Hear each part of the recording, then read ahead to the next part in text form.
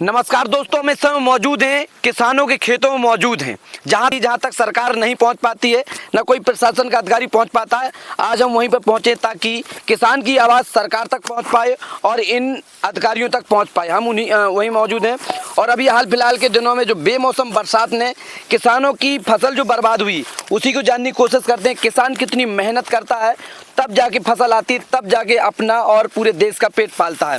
हम वही हैं, ये देख सकते हैं। पहले करना बहुत आसान है, बहुत जल्दी थोड़ा सा। हाँ, ये देख सकते हैं, ये अंकुरित हुआ है पूरे।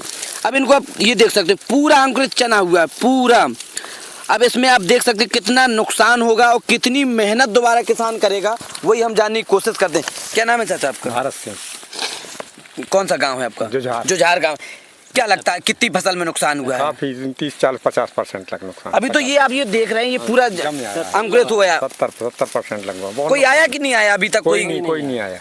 क्यों नहीं आते? तो सरकार तो वहीं से बैठे बैठे अधिकारी कह देते कोई नुकसान नहीं है। वो खूब बारिश में कम से कम एक रात 5-6-7 घंटा बरसी है, परसों की रात। हाँ, बहुत पानी बरसा है रात भर। जब अभी तक कोई ऐसा आया नहीं कि कोई मुआयना हुआ हो? लेखपाल आया था, कुछ नहीं कर गया। आया ही नहीं है खेतों में।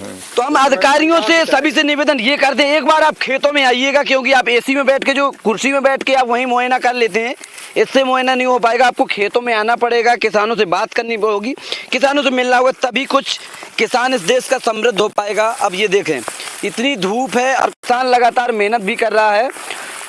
क्या नाम भैया आपका? धर्मेंद्र। कितनी मेहनत होती है किसानी में? बहुत ज्यादा। अभी ये बारिश हुई थी, बारिश हुई, इससे बहुत ज्यादा नुकसान है। आंधी पानी कितना नुकसान हो गया हुआ? ऐसे 70% नुकसान है। आही उड़ गई। कोई आया कि नहीं आया? कोई ना कोई आया है। और जो अपन मजदूरों से काम कराते हैं वो फ्री का चला जाता है, और जो आज भी घुट रहे हैं वो घुट रहे अलग। क्या प्रभाव पड़ेगा इससे आपके जीवन में? जैसे नुकसान हो गया, पूरा प्रभाव पड़ रहा है जीवन का। और जैसे फसल भी आ जाएगी, फिर रेट नहीं मिलता। सबसे बड़ी बात आती है रेट तो कभी नहीं मिलता। जैसे मंडियों में जाते हैं, किसान का अनाज ऐसे फेंका जाता है जैसे कुछ कूड़ा कचरा हो। क्या कहना चाहोगे? कम रेट कर देंगे, जो चना फूल चुका है पानी में, तो उसका कम रेट कर देंगे। अच्छा, तुरंत कम रेट हो जाएगा? देखते ही मुँह डालेंगे, वो कम रेट कर देंगे। अच्छा भैया, क्या कहना चाहोगे? भैया कहना ये चाहेंगे कि माननीय लेखपाल महोदय कल आए हमारे गांव में, उनसे कहा गया कि साहब देख लीजिए चलकर थोड़ा गांव में। तो लेखपाल महोदय का कहना है, उनका कहना ये था, बोले ना तो कोई पशु हानि हुई है, जब तक ओलावृष्टि नहीं है। अच्छा, तो हमने कहा साहब देख लीजिए एक बार मौके पे चल के, नुकसान है बारिश से, आंधी तूफान से। अभी भी इस समय वो गांव में प्रधान जी के यहाँ बैठे हैं, अभी भी उनसे कहा कि एक बार चल के आप देख तो लीजिए नुकसान है या नहीं है। बोले नहीं, उसमें कोई नुकसान नहीं है। अच्छा, ऐसे बोल दिया? ये बोल के अभी मैं उन्हीं के पास से आया हूँ।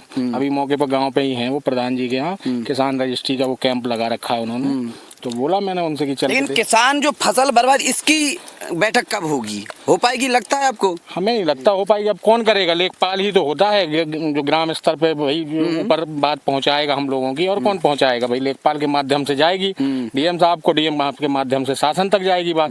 जब लेखपाल महोदय ही कह रहे हैं कि कोई नुकसान नहीं है, बोले बारिश से और आंधी तूफान से नुकसान नहीं होता है फसलों में, नुकसान जो होता है ओलावृष्टि से होता है, उनका ये कहना है कल। अच्छा, लेखपाल साहब का कहना है? लेखपाल साहब का ये कहना है। अच्छा, तो अब ये अभी आपके यहाँ के विधायक राकेश गोस्वामी जी ने पत्र लिखा है मुख्यमंत्री जी को। कल हमने देखा सोशल मीडिया के माध्यम से, हमने उसमें अब माननीय विधायक जी से तो संपर्क नहीं हमारा, लेकिन मीडिया के सोशल मीडिया के माध्यम से हमने कमेंट भी किया, उसमें ये बात भी कही कि आपने तो लिख दिया मुख्यमंत्री जी को, लेकिन लेखपाल जो रिपोर्ट आप लोग लगा रहे हैं उस पर भी ध्यान दीजिए आप लोग कि भाई जायज रिपोर्ट लगा रहे हैं कि नहीं लगा रहे। अब कल लेखपाल महोदय का क्या कहना था, वो हमको ये दिखाने लगे ग्रामवासियों को कि ये देखिए आप बिलवई गाँव के लेखपाल ने ये रिपोर्ट लगाई है। तो मतलब एक ढर्रा बनाए हुए हैं कि वहाँ के जो लेखपालों ने लगाई है तो हम भी वही लगा देंगे। अच्छा, मतलब जमीनी स्तर में कोई काम नहीं हो रहा है। नहीं देखेंगे कि हाँ भाई बिलवई में नहीं हुआ तो यहाँ ऐसा थोड़ी है कि यहाँ नहीं होगा, हो सकता है यहाँ हुआ, आप देखिए जमीन पे।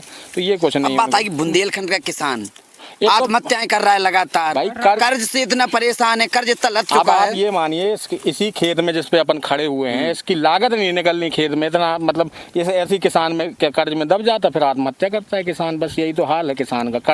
कर्ज वसूली के लिए आने लगेंगे लोग। ट्रैक्टर लिया किसान ने, बाकी संसाधन लिए हैं। अब जैसे सोसाइटी से खाद ले रखा है तो वो कर्ज पे ही तो ले रखा है। अब सोसाइटी का पैसा नहीं देंगे तो अगली बार खाद भी नहीं मिलेगी। तो ये सब सारी समस्याएं हैं। और बात आती किसान को रेट भी नहीं मिल पाता। थोड़ा सा आइए, थोड़ा सा साइड से बात करें। रेट का क्या है सर साहब कि रेट अब इस फसल का रेट इसलिए नहीं मिलेगा, एक तो वैसे भी नहीं मिलता है भाई, लागत हो गई इतनी ज्यादा और रेट 5,000 5,500, अब ये खराब हो गई तो इसका और औने पौने भाव ये जाएगी, मट्टी मॉल जाएगी। हाँ ये क्योंकि अब ये बीज इसका काला पड़ जाएगा, तमाम समस्याएं आ जाएंगी, तो ये एक तो इसमें भी नुकसान और फसल में। लेकिन बात आती है, लोग किसान का खाते हैं, लेकिन किसान के साथ आवाज उठाने में क्यों डरते हैं? कोई किसान की आवाज नहीं उठा। आपने देखा होगा कोई नेता हो जाए या कुछ ऐसा देश में हो जाए, तुरंत बड़े बड़े चैनलों में चलने लगती हैं कि ऐसा हुआ ऐसा हुआ।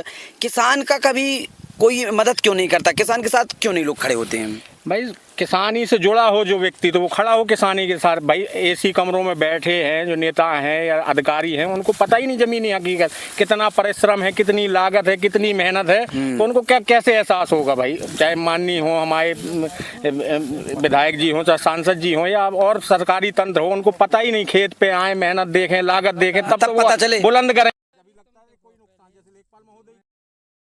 ओलावृष्टि से नुकसान होता है फसल में, बेमौसम बरसात से कोई नुकसान नहीं होता है। तो ये अधिकारियों की धारणा है, तो इसलिए नहीं, मेरी समझ ये है कि इसलिए खड़े नहीं होते हैं भाई। तो ये देख सकते हैं, अधिकारियों को भी समझना होगा, एसी में बैठ के काम नहीं होगा, एसी में बैठ के मुआयना नहीं होगा कि आप गांव में आए, आपको खेतों में जाना होगा, तब जाके पता चलेगा। हम भी वहां बैठ के खबर बना सकते थे, लेकिन हमने चाहा कि ग्राउंड रिपोर्ट। अब जब हम यहाँ नहीं देखेंगे, ये देखें थोड़ा सा, पूरी गीली है और पूरा अंकुरित हो चुका है चना। अब बताएं इसमें लेखपाल महोदय क्या कहेंगे, नुकसान हुआ है या नहीं हुआ है? ये देखने वाली बड़ी बात रहने वाली है।